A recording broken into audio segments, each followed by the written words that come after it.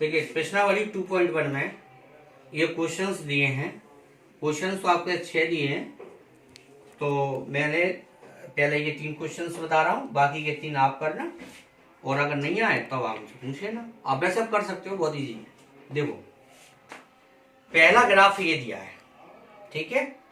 इसमें शून्यों को मतलब इन सब क्वेश्चंस में हमें शून्यों की संख्या हमें बतानी है कि शून्यों की संख्या इसमें कितनी है, ठीक है। अब देखो ग्राफ एक्स अक्ष पर कहीं प्रतिच्छेद नहीं कर रहा, इसलिए इसमें शून्यों की संख्या कितनी हुई? 0। देखो ग्राफ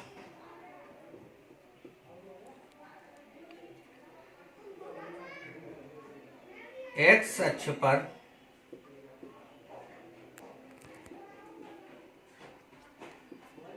किसी भी बिंदु पर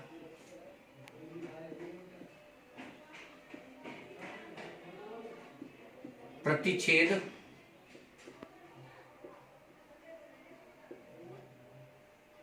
नहीं करता,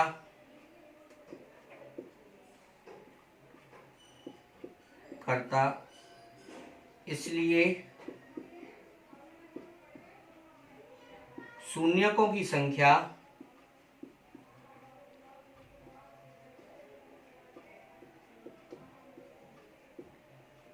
कितनी होगी? 0 होगी, शून्य होगी।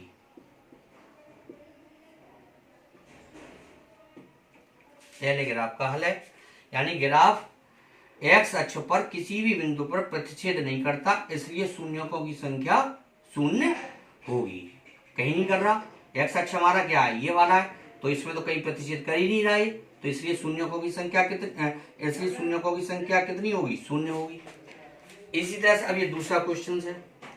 दूसरा क्वेश्चन कहाँ प्रतिच्छेद कर रहा है? इस बिंदु पे कर रहा है, एक्स अक्ष पे। यानी कितने बिंदु पे कर रहा है? एक बिंदु पे कर रहा है। तो इसमें हम क्या लिखेंगे? इसमें लिखेंगे ग्राफ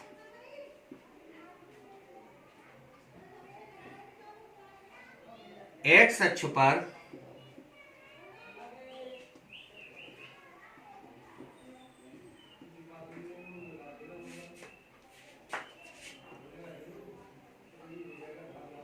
एक बिंदु पर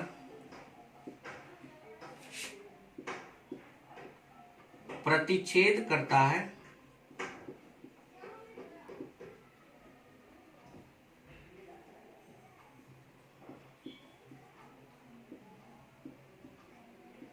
इसलिए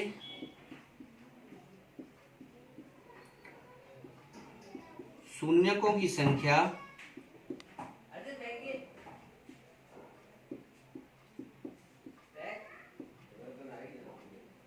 कितनी होगी? 1 होगी।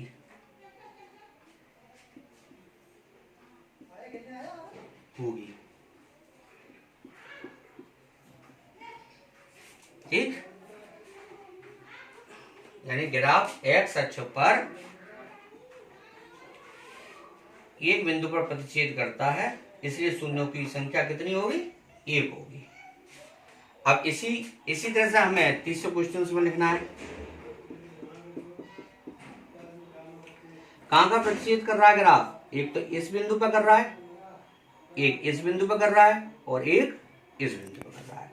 यानी कि हमारा जो ग्राफ प्रतिच्छेद कर रहा है तीसरे वाले क्वेश्चन में 3 बिंदुओं पर प्रतिच्छेद कर रहा है, इसलिए इसमें शून्यकों की संख्या 3 होगी। अगर इसमें यहाँ 4 करता तो शून्यकों की संख्या 4 होती है ना। तो देखो ग्राफ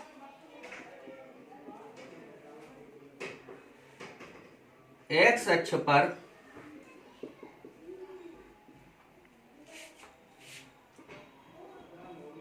तीन बिंदुओं पर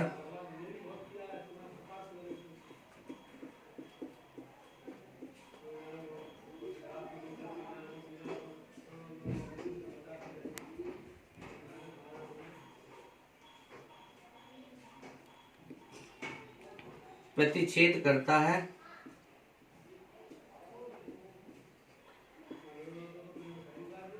इसलिए शून्यकों की संख्या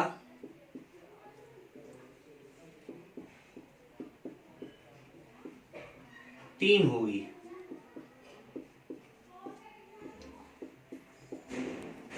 ठीक, यानी कि तीन जगह प्रतिच्छेद कर रहा है, यानी 1, 2 और 3। तो इसमें शून्यकों की संख्या यहाँ कितनी होगी? 3 होगी। एक बिंदु पर प्रतिच्छेद कर रहा है तो शून्यों की संख्या कितनी होगी? 1 होगी। जब किसी भी बिंदु पर प्रतिच्छेद नहीं कर रहा तो शून्यों की संख्या कितनी होगी? 0 होगी। इसी 2.1 में एक ही क्वेश्चन है और उसके 6 खंड हैं, जिसमें 3 खंड मैंने कर दिया और 3 खंड बाकी के सेम ऐसे ही होंगे। मतलब एक्स अक्ष पर जितनी बार प्रतिच्छेद कर रहा होगा कोई ग्राफ, तो उतनी ही उसकी शून्यकों की संख्या होगी। बस ये आपको इस तरह से हमें लिखना है। इसी क्रम में अब हम आपको आगे चलते हैं। नेक्स्ट टॉपिक है आपका बहुपद के शून्यक और गुणांकों में संबंध। ये बहुत इंपॉर्टेंट टॉपिक है, इसके आपके क्वेश्चंस भी आते हैं बोर्ड में, और इसलिए इसको सही से समझना है। तो देखिए, शून्यक तो मैंने आपको बता दिया। अब देखिए गुणांकों में क्या संबंध होता है। जैसे पहला हमारा क्या था, एक रेखिक बहुपद।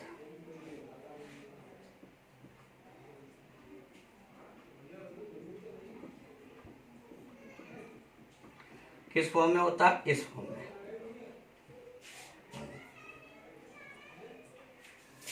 इसके अगर हम शून्यक निकालते हैं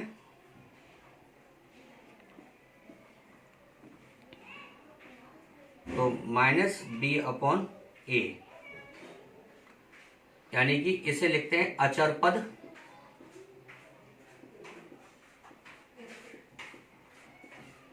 बटे x का गुणांक। ठीक, दूसरा द्विघात बहुपद,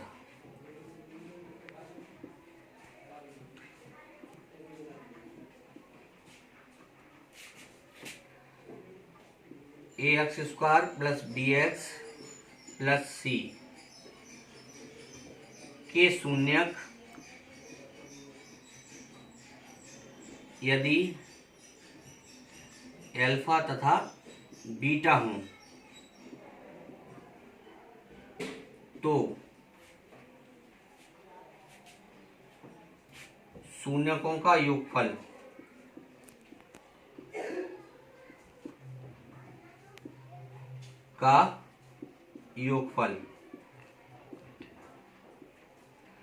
यानी अल्फा प्लस बीटा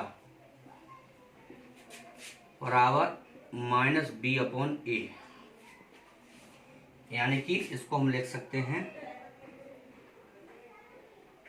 x का गुणांक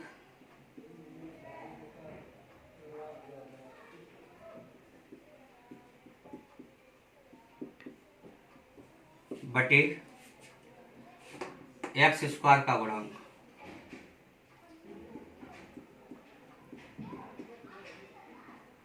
ठीक, शून्यकों का गुणनफल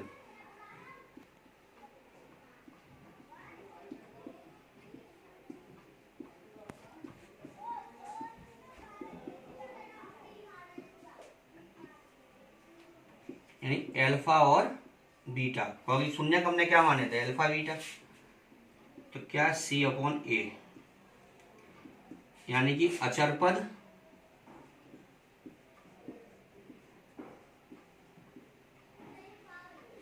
बटे x² का गुणांक।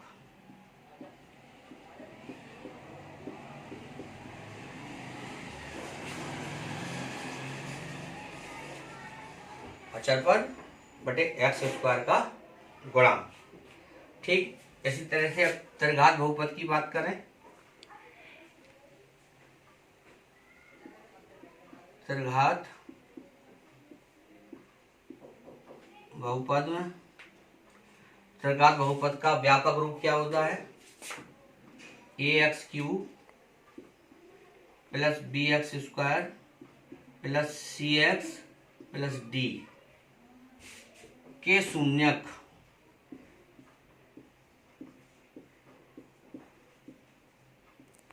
यदि अल्फा बीटा गामा हो तो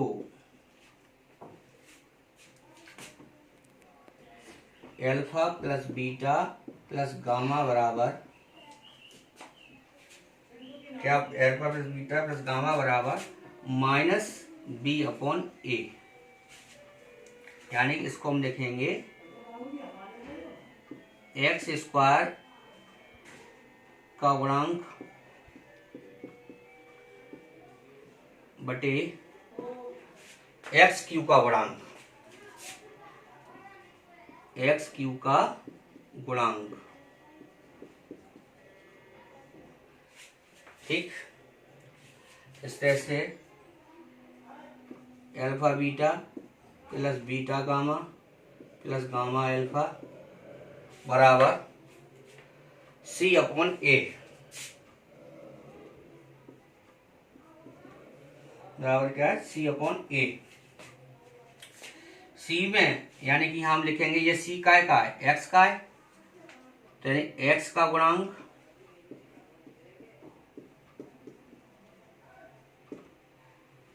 बटे एक्स क्यू का गुणांक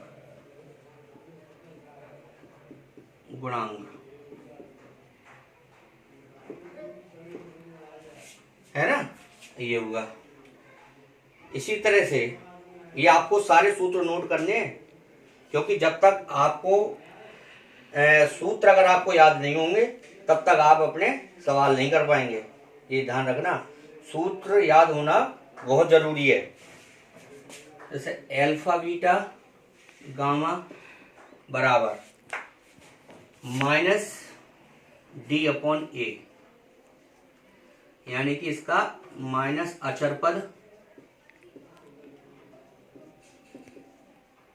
बटे एक्स क्यू का गुणांक।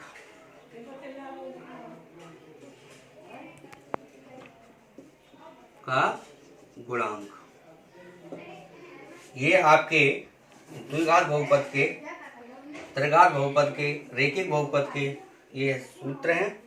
इन सबको आपको वैसे तो आपके जो क्वेश्चंस हैं वो ज़्यादातर इन दोनों के हैं, लेकिन याद आपको सभी करने हैं। ठीक है, ये सब आपको कल याद करने हैं और फिर आपको हम नेक्स्ट 2.2 एक्सरसाइज शुरुआत करेंगे कल। तब तक आप इनका सूत्र याद करें और 2.1 में जो मैंने क्वेश्चंस बताए हैं उनको पूरा करें। ठीक है, और नहीं आता है तो फिर आप हमसे कमेंट बॉक्स में या व्हाट्सएप के द्वारा पूछ सकते हैं।